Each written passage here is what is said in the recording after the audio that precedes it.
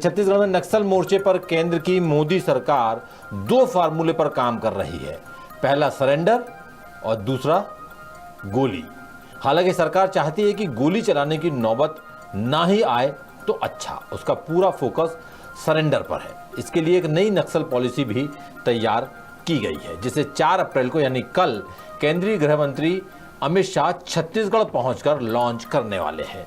इस पॉलिसी को नक्सल फ्रेंडली बनाने की कोशिश की गई है, यानी सरकार सरेंडर करने वाले नक्सलियों की पूरी चिंता करेगी, जिसमें नक्सलियों को 3 साल के लिए गोद लेने जैसे पॉइंट्स भी हैं। यही नहीं, नक्सली सरेंडर करते ही लखपति करोड़पति भी बन जाएंगे। लेकिन ये सब इतना आसान नहीं होगा। नक्सलियों को यह फायदा तभी मिलेगा जब ये तय हो जाएगा कि वो वाकई में नक्सली है, और इसीलिए सरकार ने जिला स्तर पर कमेटी बनाई है जो सरेंडर करने वाले नक्सलियों का बैकग्राउंड चेक करेगी। आखिर क्या है ये पूरा मसला, गोद लेने की क्या है पॉलिसी, बता रहे हैं रायपुर से हमारे ब्यूरो चीफ अरुण तिवारी। 2025 में 85 दिनों में 133 नक्सली मारे गए। लगभग 27-2800 की संख्या में नक्सली या सरेंडर हुए हैं, गिरफ्तार हुए हैं या मारे गए। सरकार एक गोली भी नहीं चलाना चाहती। एक बहुत अच्छी रिहेबिलिटेशन पॉलिसी के साथ सरकार की अपील है वो सरेंडर करें। सरकार इसमें पूरी तरीके से पूरे लाइफ सेटल करने तक उनके साथ होगी। केंद्र की मोदी सरकार 31 मार्च 2026 तक छत्तीसगढ़ को नक्सलवाद से पूरी तरह मुक्त करना चाहती है, जिसके लिए सिर्फ 2 रास्ते हैं, सरेंडर और गोली। सरकार का खास फोकस सरेंडर पर है, वो गोली का इस्तेमाल नहीं करना चाहती, लिहाजा नक्सलियों से सरेंडर करने के लिए कहा जा रहा है। सरकार ये जताने की कोशिश कर रही है कि उसे नक्सलियों और उनके परिवारों की बड़ी चिंता है, जिसके लिए नई सरेंडर पॉलिसी भी बनाई गई है। इस पॉलिसी में सरेंडर करने वाले नक्सलियों को रोटी, कपड़ा और मकान समेत पढ़ाई लिखाई और दवाई की गारंटी भी दी गई है, और ये भी मोदी की ही गारंटी है।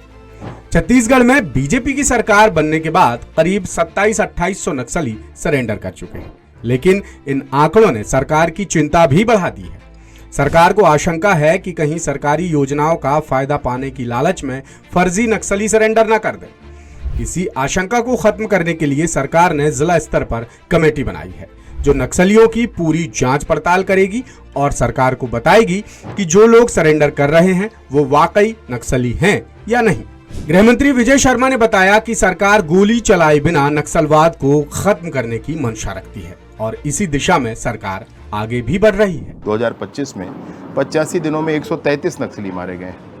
कुल मिलाकर आप देखेंगे तो लगभग 27-2800 की संख्या में नक्सली या सरेंडर हुए हैं, गिरफ्तार हुए हैं या मारे गए। सरकार एक गोली भी नहीं चलाना चाहती, और एक बहुत अच्छी रिहेबिलिटेशन पॉलिसी के साथ सरकार की अपील है कि जो भी लोग इसमें हैं वो सरेंडर करें, अपना जीवन सुरक्षित करें, और सरकार इसमें पूरी तरीके से पूरी शिद्दत के साथ पूरे लाइफ सेटल करने तक उनके साथ होगी, उसमें कोई संशय नहीं है। इधर केंद्रीय गृह मंत्री अमित शाह 4 अप्रैल यानी शुक्रवार को छत्तीसगढ़ आ रहे हैं, और खास तौर पर वो बस्तर भी जाएंगे, जहां छत्तीसगढ़ के लिए बनी नई नक्सल सरेंडर पॉलिसी लॉन्च करेंगे। नई पॉलिसी में नक्सलियों को कई तरह के ऑफर दिए गए हैं। एक तरह से सरकार उन्हें गोद लेने जा रही है, वो भी 3 साल के लिए। इतना ही नहीं, कुख्यात नक्सली सरेंडर करते ही लखपति भी बन जाएंगे। अगले 3 साल तक सरकार उनकी पूरी चिंता करेगी और रोजगार देकर मुख्य धारा में शामिल करेगी। प्रधानमंत्री आवास के तहत घर, जमीन और हर महीने 10,000 रुपए दिए जाएंगे। जिस नक्सली पर जितना इनाम होगा वो रकम भी उन्हें ही दी जाएगी। जितनी कीमत का असला बारूद बरामद होगा वो पैसे भी नक्सलियों को ही मिलेंगे। साथ ही लाखों के इनामी कुख्यात नक्सली को सरेंडर करने पर सरकारी नौकरी मिलेगी, और यदि सरकारी नौकरी नहीं मिलती तो 15 लाख रुपए दिए जाएंगे। पोलित ब्यूरो या केंद्रीय कमेटी के सदस्य के सरेंडर पर यह रकम 1 करोड़ रुपए तक हो सकती है। इसके अलावा बच्चों की मुफ्त पढ़ाई लिखाई का इंतजाम भी किया जाएगा।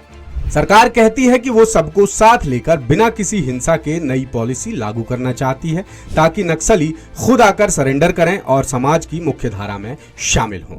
एक समिति जो जिले स्तर पर बनी है, वो जिले स्तर की समिति इस बात का निर्धारण करेगी कि ये जो नक्सली कह करके आ रहे हैं सरेंडर कर रहे हैं, ये वस्तुतः वही है कि नहीं है, इसका निर्धारण करने के लिए, इसका चेक करने के लिए एक समिति का गठन प्रत्येक जिले में है।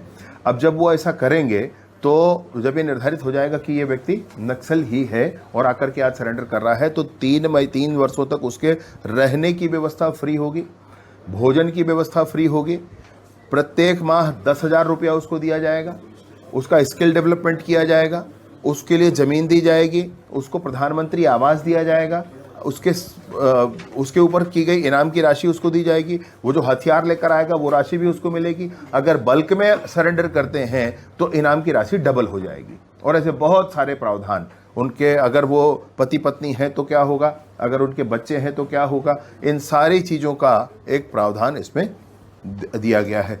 देश का सर्वश्रेष्ठ मैं कहता हूँ सरेंडर पॉलिसी अभी है। यानी सरकार पूरी तरह तैयार और तत्पर है। साथ ही खुली छूट से सुरक्षा बलों का मनोबल भी बढ़ रहा है। जवानों की आक्रामकता के मद्देनजर नक्सलियों की एक चिट्ठी भी सामने आई है। तेलुगु भाषा में लिखी इस चिट्ठी में नक्सलियों का शांति प्रस्ताव है। उन्होंने सरकार से युद्ध विराम की मांग की है, आग्रह किया कि वो शांति चाहते हैं, लेकिन जवानों को उनके क्षेत्रों से हटाकर सर्च ऑपरेशन बंद किया जाए।